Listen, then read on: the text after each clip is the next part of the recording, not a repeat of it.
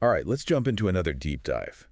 This time we're focusing on one book, and it's a powerful one. It's Tara Westover's Educated. Yeah, this one really stays with you. It really does. I mean, it's the story of a young woman who grows up in, well, a very unconventional setting, a survivalist Mormon family in rural Idaho. You could say that again?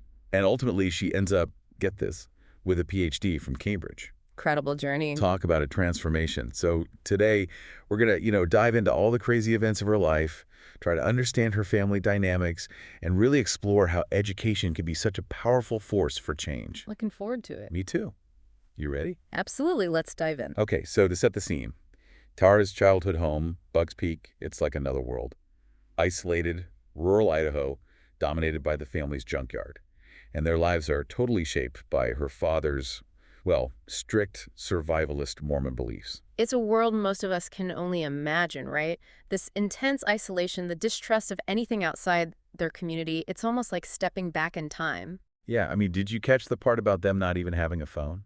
Until her mom needed one for her midwifery practice, it really struck me how much control their father had, that resistance to the outside world. Totally. But here's the thing, even within this isolation, there are these, like, conflicting perspectives within the family itself. It's not as straightforward as it seems. Oh, absolutely. It's one of the things that makes the book so fascinating. You've got Tara's mother, who, through midwifery, finds this empowerment, this authority. She's bringing in income. But at the same time, still seems to defer to her husband, to his very traditional views on women. Exactly. A lot of contradictions there. Then you've got Tyler, Tara's brother, who's all about education, which their father sees as, like, indoctrination. There's this constant push and pull between embracing the world and fearing it. And Tara's caught right in the middle, trying to make sense of it all. And that push and pull, I think, is what ultimately leads her toward education. For sure. It's like a lifeline, a way out. I loved that image of her seeing photos of BYU online for the first time.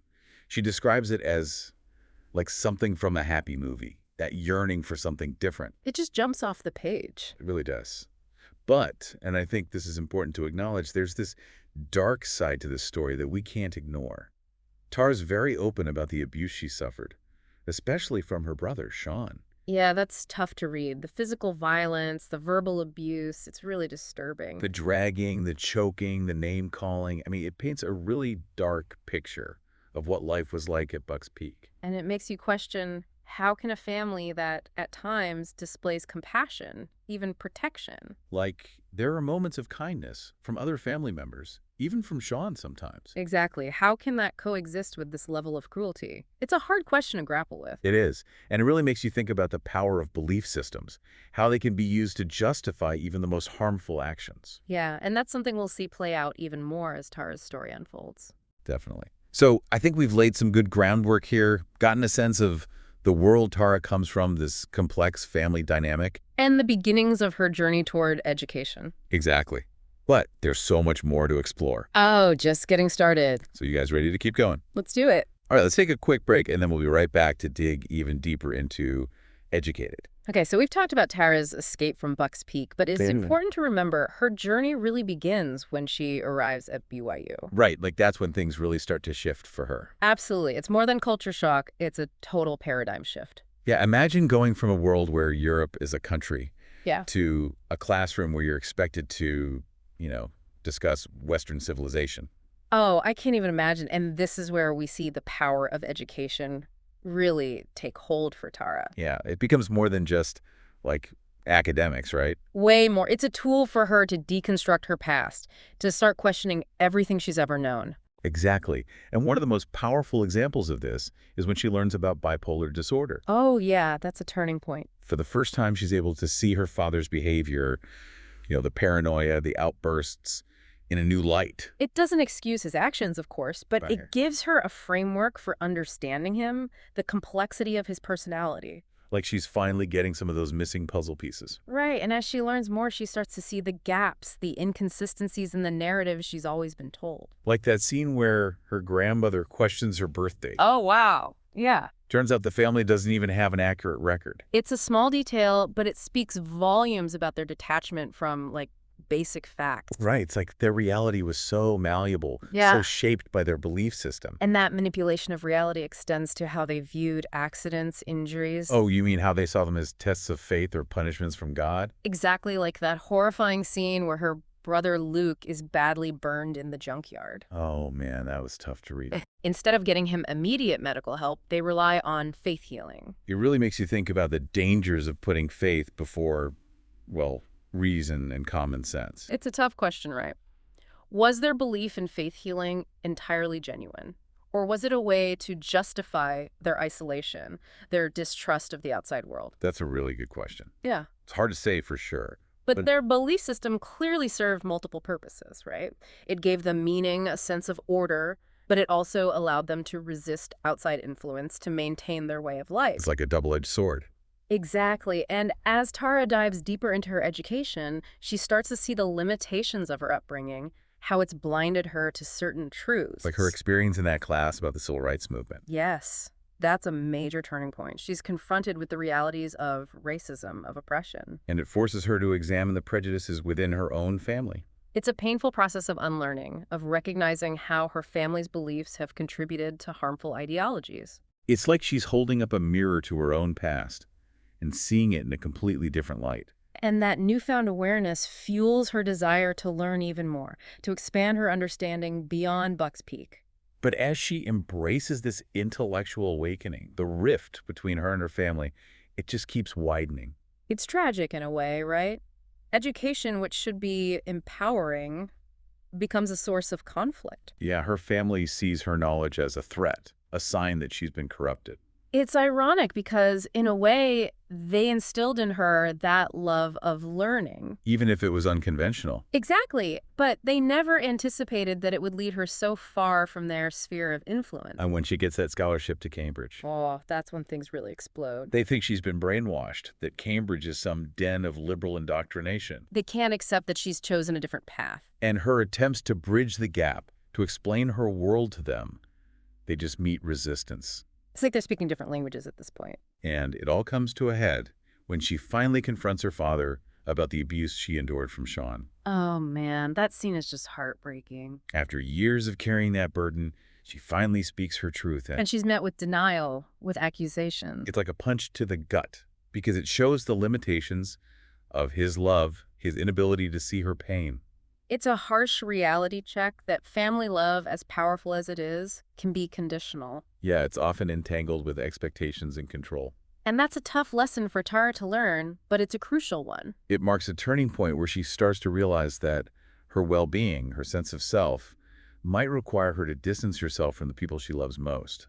And that's such a difficult truth to confront, right? That sometimes, even with family, you need to set boundaries, prioritize your own well-being. Because sometimes love isn't enough. It's not, and that's a really hard pill to swallow, but sometimes it's necessary for self-preservation. Absolutely, and that's what we'll be exploring as we continue to follow Tara's journey. How she navigates this tension between her desire for her family's love and her need to protect herself, to be her own person. It's a journey that I think will resonate with a lot of people. It's a universal story in a lot of ways. It is, and it's a reminder that even when things are tough, even when it feels like you're losing everything, there's always hope for healing, for growth. Absolutely, and that's what makes Tara's story so powerful, so inspiring. Okay, so as we wrap up our deep dive into Educated, I want to circle back to something that really struck me. The way Tara's family used muscle testing. Oh yeah, that's fascinating. It starts off as this like harmless alternative healing thing that her mom does. Right.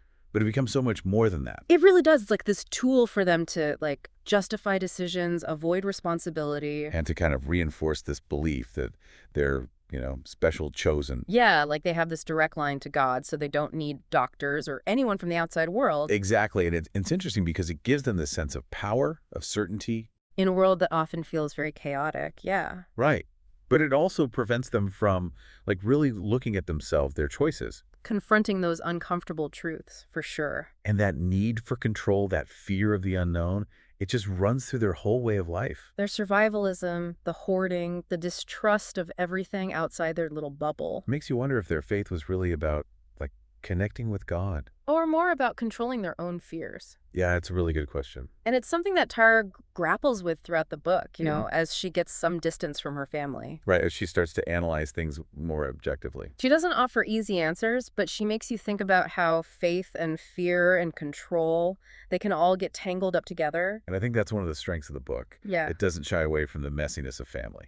Right. It acknowledges that love and loyalty can exist alongside dysfunction, even abuse. Yeah, it's a very real portrayal of how complicated families can be. And we see that complexity in Tara's relationship with her mother. Oh, totally. In the beginning, she seems so strong, so independent. Right. But as her husband's influence grows, she starts to doubt herself. It's really sad to watch her kind of submit to his control. Especially when it starts to affect her midwifery practice. Right. Putting her clients at risk. It's a reminder that anyone can be vulnerable to manipulation, even strong people. Absolutely. Yeah. And it shows how insidious emotional abuse can be. It's not always about physical violence, right? Right. It can be this slow erosion of self-esteem, this chipping away at your sense of self. And that pattern of control extends to how they deal with Tara's abuse. When she finally tells her mother about Sean. Yeah, her mom dismisses her, says she's exaggerating, misremembering. It's just heartbreaking. It shows how deep the denial runs in that family. And how hard it is for survivors of abuse to be believed, even by their own mothers. And that denial becomes this huge obstacle for Tara. In terms of healing and moving forward. Yeah, she wants her family to acknowledge what they did. But she realizes that you can't force forgiveness. It has to come from them. And it's interesting to watch how her understanding of forgiveness evolves. Oh, how so? At first, she wants it from her family, thinking that'll bring her peace. Makes sense. But as she grows, she realizes it's not about them. It's about her own freedom from that anger and resentment. Yeah, she has to find a way to let go for her own sake. There's that powerful image where she describes feeling like an amputee. Oh, wow, yeah, like missing a limb that was never really there. It's such a perfect metaphor for that loss, that disorientation of breaking free from a controlling environment. You're mourning the family you thought you had, the family that never really existed. Exactly.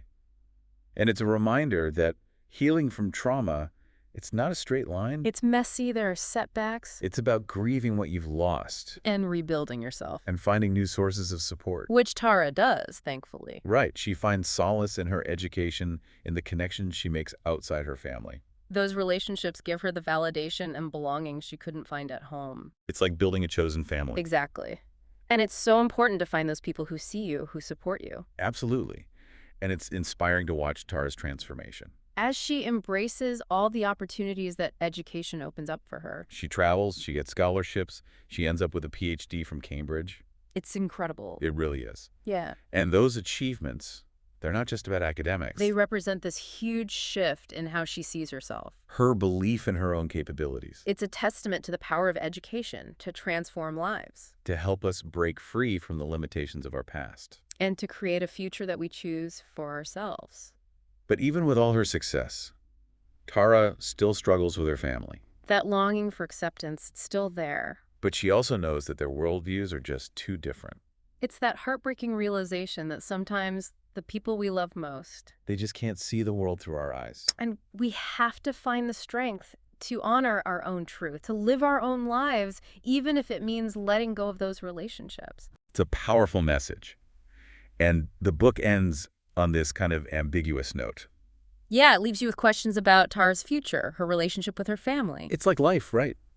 There are no easy answers. No tidy resolutions. We're always evolving, trying to make sense of our past. And our relationships are always changing. And that's what makes Educated so compelling. Yeah. It's not just a memoir, it's an invitation to reflect. On our own journeys, our own families. And the power of education and personal growth. It's a story that stays with you. It really does. And that wraps up our deep dive into Tara Westover's Educated. A story of resilience, courage, the power of education. And the importance of staying true to yourself, even when it's hard. Absolutely. We hope you enjoyed this deep dive. And that it's inspired you to keep exploring, keep questioning. Keep seeking out knowledge that expands your world. Until next time. Yeah. Keep learning and keep growing.